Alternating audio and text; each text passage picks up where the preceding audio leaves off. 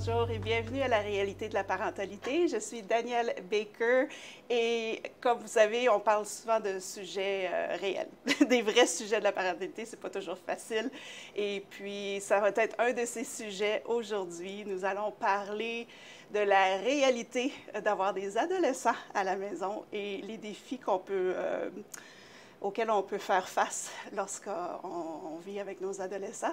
Et puis, j'ai une invitée formidable aujourd'hui qui va nous parler de c'est quoi vraiment des troubles d'adolescence et comment on peut naviguer ça en tant que parent pour rendre ça le plus facile possible dans des moments un petit peu plus intenses. Donc, je vous présente aujourd'hui mon invitée Francine Cousineau. Merci beaucoup, Francine, d'être ici et de nous parler d'un sujet qui touche beaucoup de parents et qui les inquiète beaucoup aussi. Merci beaucoup. Merci, Danielle. C'est moi qui te remercie. Bonjour. Bonjour. Est-ce que tu peux nous parler un peu de ce que tu fais et un peu brièvement là, de ton histoire, comment tu t'en es rendu, où tu en es maintenant? OK. Moi, je suis auteure, je suis conférencière et je suis coach pour les parents de jeunes d'adolescents ou de jeunes adultes qui ont tendance à avoir des problèmes, blablabla. Oui, des troubles d'adolescence. Ça commence à l'adolescence, mais ça peut continuer plus tard. Ouais. Puis, c'est une réalité qui existe dans presque tous les foyers. Oui. Et puis, c'est pour ça que j'apprécie vraiment que tu veux nous en parler, parce que c'est un sujet, que ça soit juste de savoir comment est-ce que je communique avec mon enfant une fois qu'il est rendu adolescent, ou qu'est-ce que je fais quand que je pense que peut-être qu'il serait en trouble ou quand est-ce que je m'inquiète? C'est un peu de ça qu'on va parler, que ça soit minime ou plus sérieux. Mais avant qu'on passe à ça, on va prendre une petite pause et puis on va élaborer beaucoup plus sur c'est quoi des troubles d'adolescence et quand il ne faut pas ignorer les signaux d'alarme. Donc, on se reparle après la pause.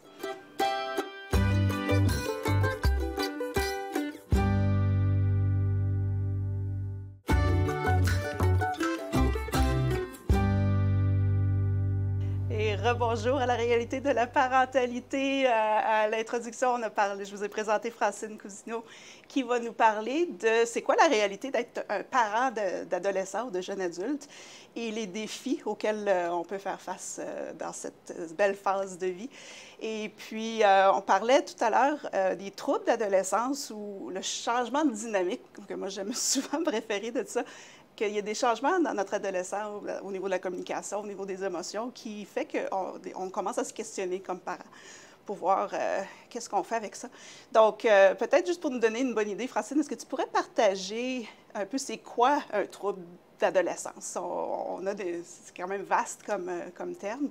Donc, comment est-ce qu'on peut reconnaître des troubles à l'adolescence? OK. L'adolescence est une période très difficile de différentes façons.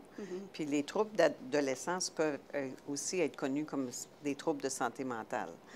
Il y a des troubles émotionnels, des comportementaux et psychologiques qui font que tous ces facteurs ils peuvent avoir un ou l'autre ou tous les trois qui entrent en jeu avec l'enfant. Comme les facteurs, par exemple, il peut y avoir les facteurs génétiques. S'il y a de la maladie mentale dans votre famille, ça peut aussi apparaître chez votre enfant, puis que vous ne le sachiez pas, mais ça va devenir évident. Ouais. Ça va devenir évident assez vite.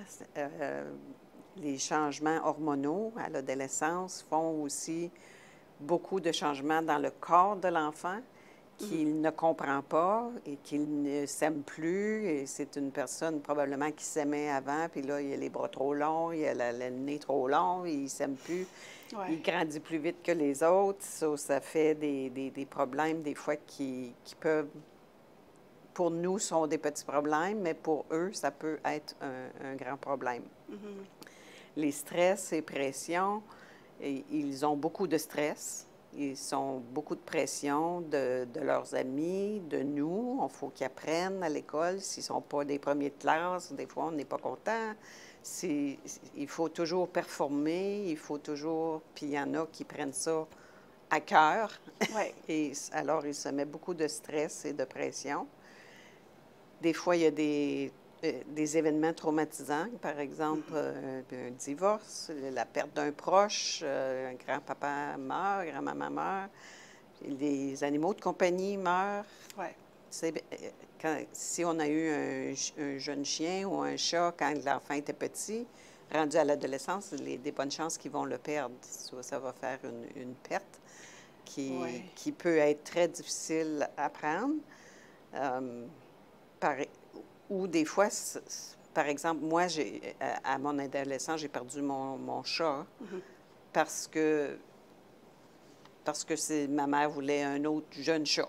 Puis elle a décidé qu'on changeait de chat. Ah, OK. Mais pour moi, ce chat était un confident. C'était mon ami, c'était mon confident. Quand la décision a été prise de laisser aller de ce chat-là, c'était très traumatique. Oui. Puis c'est un bon point, ça, puis parce que on pense, nous, comme parents, que c'est juste un petit changement, que les enfants sont assez grands pour comprendre que ça ne les dérangera pas, mais ça a un impact sur un adolescent quand c'est quelque chose de stable dans la vie qui est changé comme ça peut les basculer un peu. Oui, puis surtout si votre enfant est, comme moi, j'étais beaucoup un enfant, pas comme les autres.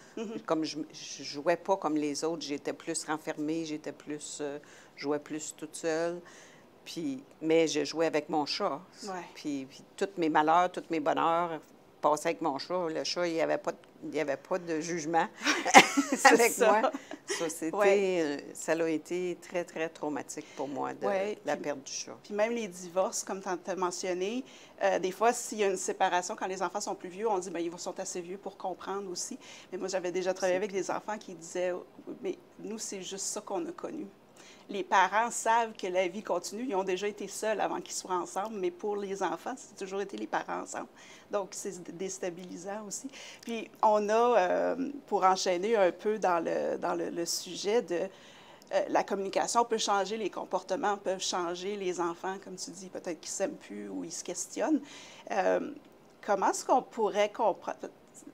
Comment est-ce qu'on peut, comme parents, dire, OK, je vais observer, puis voir c'est quoi les signaux d'alarme qui nous disent, oh, il faudrait peut-être que je porte attention un petit peu à ça. Est-ce que tu peux nous donner des exemples? Bien, au fait, ça commence à la naissance. On regarde déjà nos enfants, puis chaque petit changement, chaque fois qu'il va faire un sourire aujourd'hui, quand ils sont petits, on le fait toute leur vie. Alors, il faut juste être plus vigilant, puis ne pas s'attendre d'eux qu'ils soient des adultes. Comme on disait tout à l'heure, on pense que l'enfant est rendu assez vieux, mais vraiment, l'enfant, un adolescent, n'a pas le raisonnement d'un adulte. Avant l'âge de 20 ans, 21 ans, il n'a pas le raisonnement qu'on voudrait qu'il aille. Puis, il faut faire bien attention à ça, puis bien remarquer les changements, les petits changements, comme si ton enfant est joyeux, puis tout à coup, il est tout le temps triste, ou il ne parle plus à un tel, ils avaient un ami, ils changent d'amis, ils commencent à changer d'amis. Ça, souvent, c'est ce qui va amener. Il faut aussi faire attention à ceux qui veulent plaire. Si ton enfant veut toujours plaire, bien, il va vouloir plaire à ses amis aussi. Si son ami prend de la drogue, il va vouloir prendre de la drogue. Il va avoir beaucoup d'influence. S'il est plus, autonome, fait plus ses choix lui-même, bien, ça peut être un problème aussi, parce que s'il décide qu'il va faire de la drogue, il va faire de la drogue. Il n'a pas besoin d'être influencé. il va le faire. Ça, c'est plus difficile après ça de les arrêter. Il faut toujours comprendre que l'enfant, c'est une personne. Il est votre enfant, mais il ne vous appartient pas. Puis il a ses pensées, il a ses idées. Puis autant on les aime, puis on veut les aider, puis tout. Et tout le reste, il faut il faut accepter qu'ils ont leur propre personne, ils ont leur propre pensée. Ouais. On ne peut pas penser pour eux. On ne peut pas agir pour eux. C'est ça. Puis rapidement, avant qu'on passe à la pause, comment est-ce qu'on peut ouvrir une conversation avec notre adolescent quand on commence à voir qu'il y a peut-être des changements sans complètement les déconnecter, parce qu'ils ne veulent plus nous parler, ou de commencer à tenter le terrain un peu, voir comment ça va? C'est important si vous avez des jeunes enfants à l'âge de 8 ans, 9 ans, 10 ans, avant qu'ils arrivent à l'adolescence, de déjà avoir des conversations importantes. Puis je sais, comme moi, dans mon cas, mon fils, il se tournait les yeux, puis « Ah, maman, maman! Ouais, ouais, ouais. » Mais ça rentrait dans sa tête.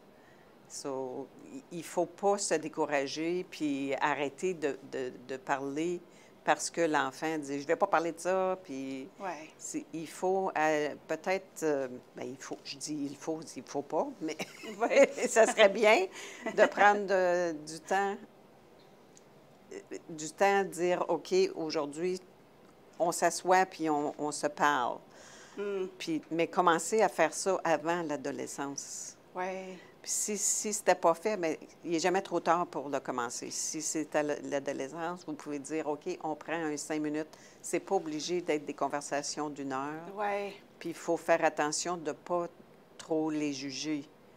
C'est ça, justement. Puis c'est notre réaction envers la façon qu'eux vont réagir qui peut affecter un peu la communication. Puis on va en parler, on va prendre une courte pause et puis on va pouvoir élaborer un peu plus sur cette communication-là qu'on doit établir avec nos adolescents, nos jeunes adultes. Alors, on vous laisse pour l'instant, on revient, ce ne sera pas trop long.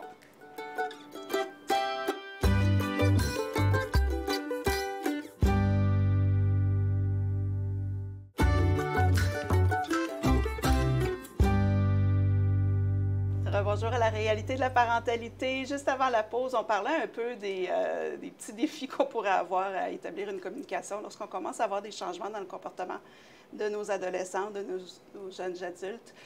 Et puis, tu parlais, Francine, de comment qu'on réagit aussi s'ils nous roulent les yeux, qu'ils nous ignorent complètement ou qu'ils veulent tout simplement pas en parler. Comme parents, ça vient nous chercher des fois. Et puis, ça peut briser un peu la communication avec l'adolescent. Mais on parlait en général de certains troubles qu'on peut voir avec nos adolescents. Mais si on tombe dans ce qu'on ne veut pas vivre avec nos enfants, mais dans des troubles beaucoup plus sérieux, comme tu mentionnais tout à l'heure, l'influence de tomber dans la drogue, de l'alcoolisme ou toute autre chose qui peut être destructif. Comment est-ce qu'on peut voir que là, notre enfant serait peut-être rendu là, des inquiétudes dans le changement de comportement, mais si on se dit, c'est quoi la dynamique avec ses amis en dehors de la maison? Et puis, est-ce que mon enfant est à risque en ce moment de tomber dans les drogues? Est-ce que tu peux nous aider un peu avec ça? Bien, souvent, quand on s'en rend compte qu'ils sont déjà en problème, il faut vraiment essayer de ne pas juger. Il ne faut pas, je dis pas, faut pas lever le ton. Il faut lever le ton, mais au bon moment. Pas toujours, faut pas toujours être en train de crier après eux, ça ne donne rien. Ouais. Vous allez voir, comme moi, mon fils, dans son cas, il commençait à sécher les cours. Puis là, tu reçois le principal, des téléphones du principal. Il faut vraiment que tu parles tout de suite à l'enfant. Essayez de changer l'influence, essayez de changer, si vous avez le pouvoir d'influencer les amis, qu'ils ne voient pas certains amis. Oui. Mais c'est très difficile parce que les amis ont plus d'influence que le parent, puis ils vont se frustrer contre vous. Ça peut amener à pas la perte de l'enfant, mais le fait qu'il se vire contre vous puis que ça ne pourra pas revenir, en tout cas pas tout de suite. Oui, puis ça, c'est un sujet qui nous inquiète tous puis qui nous font peur aussi, parce que c'est pas, avant même qu'on soit rendu au lieu où l'enfant ne veut plus rien savoir de la relation avec le parent, mais la culpabilité qu'on peut se sentir, nous, pour dire est-ce qu'on a fait quelque chose qui a amené l'enfant à ça? Comment, comment je pourrais, comment est-ce qu'en tant que parent, des fois, c'est pas facile. On veut tellement s'attacher à notre enfant, ils sont encore nos bébés, on veut tellement les aider, mais des fois, ça peut empirer la situation. Alors, est-ce que tu pourrais nous donner un peu ta philosophie là, sur c'est quand qu'il faut laisser aller, si on est rendu là? Bien, si l'enfant est, comme dans mon cas, si l'enfant est rendu au point où il te vole, mon fils à 14 ans est parti avec l'auto pendant que je dormais, puis c'est ma fille qui est venue me réveiller à minuit, puis elle a dit, « Maman, papa, il est parti avec l'auto. » Il faut des conséquences quand les choses arrivent. Dans mon cas, il a fait ça parce qu'il faisait 2 semaines chez moi, 2 semaines chez son père. Puis c'était le dimanche qu'on faisait le samedi avant qu'on fasse le switch. Ça, il n'y a pas eu de conséquences parce que le père, lui, a dit, bien, c'est pas mon auto qui a pris, puis il n'y a pas eu de conséquences. S'il n'y a pas de conséquences, ils n'apprennent pas à vivre avec les conséquences.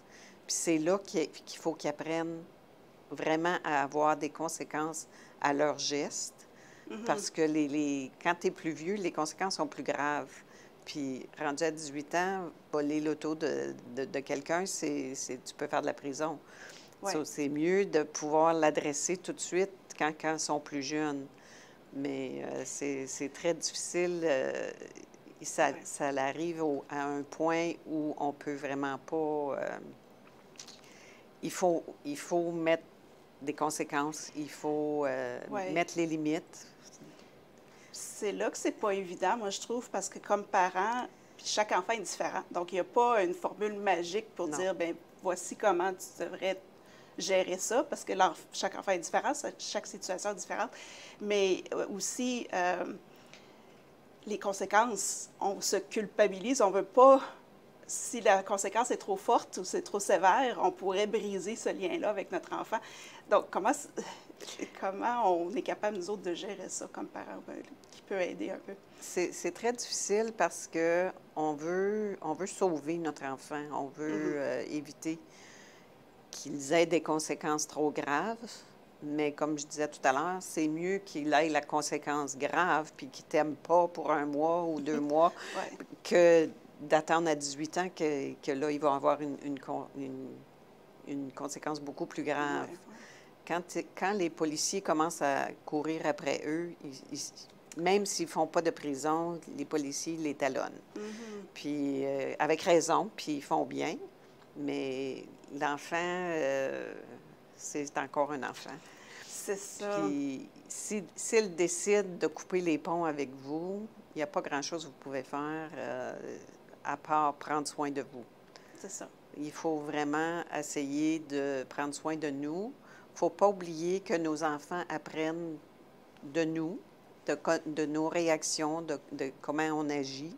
Ça aussi, on dit à notre enfant, prends pas de la bière, mais que nous autres, on en prend. On donne des doubles standards. So, si on prend soin de nous, puis qu'on s'occupe de nous, l'enfant va voir que tu te respectes, il va peut-être te respecter plus. Ça, c'est un bon point. On va en parler, on va prendre une petite pause. Mais oui, que c'est important. Les enfants ne nous écoutent pas, ils nous regardent. Donc, ce qu'on fait, c'est certain que... Et puis, de prendre soin de nous en tant que parents peut aider l'enfant à apprendre à prendre soin d'eux. Donc, on va prendre une petite courte pause et on revient pour en parler justement de comment est-ce qu'on peut prendre soin de nous en tant que parents quand on vit ces défis-là. On se reparle bientôt.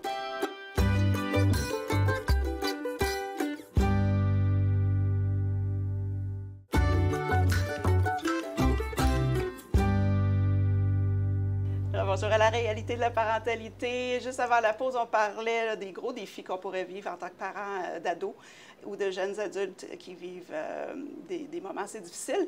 Et Francine, tu parlais justement là, de comment il faut apprendre à nous, prendre soin de nous pour que nos enfants, lorsqu'on est rendu, même si ce n'est pas aussi sérieux que de tomber dans les drogues, les enfants au niveau des troubles de santé mentale, d'apprendre à comment on prend soin de nous, et c'est par l'exemple qu'ils apprennent le mieux. Donc, on avait parlé avant qu'on enregistre que tu es en train d'écrire un livre sur le sujet, justement, de c'est quoi vivre ces défis-là. Et tu mentionnes plusieurs façons, en tant que parent, comment on peut prendre soin de nous. Donc, est-ce que tu peux brièvement là, juste nous donner une petite saucette de ce que tu parles dans ton livre? Oui. Le titre de mon livre, c'est « Le problème appartient à l'enfant et non aux parents ». Puis c'est comment faire face au fait que notre enfant fait des mauvaises décisions. Et puis, j'essaie d'expliquer là-dedans, de mentionner là-dedans que finalement, le problème appartient à l'enfant. Ouais. Ce n'est pas notre problème. On peut l'aider, oui, il faut l'aider, mais il va prendre ses propres décisions, qu'on le veuille ou non. Ouais. Puis, les manières qu'on peut s'aider soi-même, c'est faire de la méditation, des marches en nature. Moi, j'ai commencé le golf parce que ça durait 5 heures. Puis pendant 5 heures, bien, tu as le temps d'oublier d'oublier tes problèmes.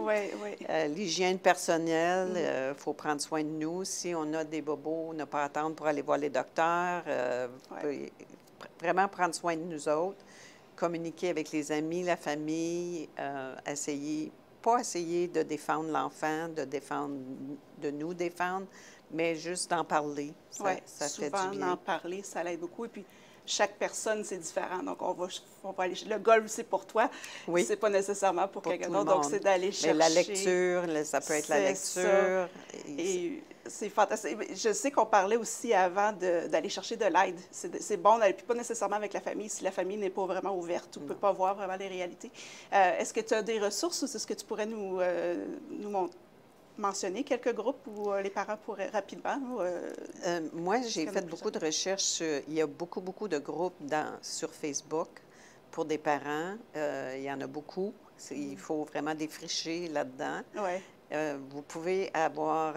c'est certain qu'on peut aller voir un psychologue, mais un peu moins cher aussi, puis des cours en ligne, des livres, des bons livres sur le sujet. Excellent. On pourrait mettre sur le site là, des ressources, s'il y a des parents qui ont vraiment besoin d'aide et qui pourraient aller voir là, où est-ce qu'ils pourraient aller chercher l'aide. Mais si les gens voudraient savoir plus ou travailler avec toi pour les aider dans leur situation, comment est-ce qu'on peut te rejoindre? OK. Moi, j'ai un site web qui s'appelle francinecousineau.com. Okay. Et puis, comme je disais, je suis auteure, je suis conférencière et je suis coach. Ouais. So, un coach peut faire peut aider. Oui. Oui, et puis moi, j'étais une personne qui ne croyait pas trop au coaching, mais vraiment, là, ça l'aide beaucoup. Je te remercie beaucoup, Francine. Je pourrais parler avec toi toute la journée de ce sujet, mais on doit arrêter la conversation ici. Merci énormément d'être venu. Et puis, comme on disait, on va tout rajouter les informations. Donc, les gens pourront te rejoindre s'ils veulent plus d'informations. Merci beaucoup. Merci beaucoup de m'avoir reçu. Oui, et puis pour tout le monde, encore merci de nous avoir accompagnés. Et puis, on se revoit la prochaine fois. On a tout un accent, oui. On a toutes des insécurités, on va toutes les parler en anglais, en français, en espagnol, comme on va toutes, on va manquer des petites choses, puis il n'y a pas un seul humain parfait sur la face de la planète. Donc, c'est de prendre ces insécurités linguistiques-là, de réaliser que tout le monde en a, puis d'essayer de les transformer en confiance linguistique.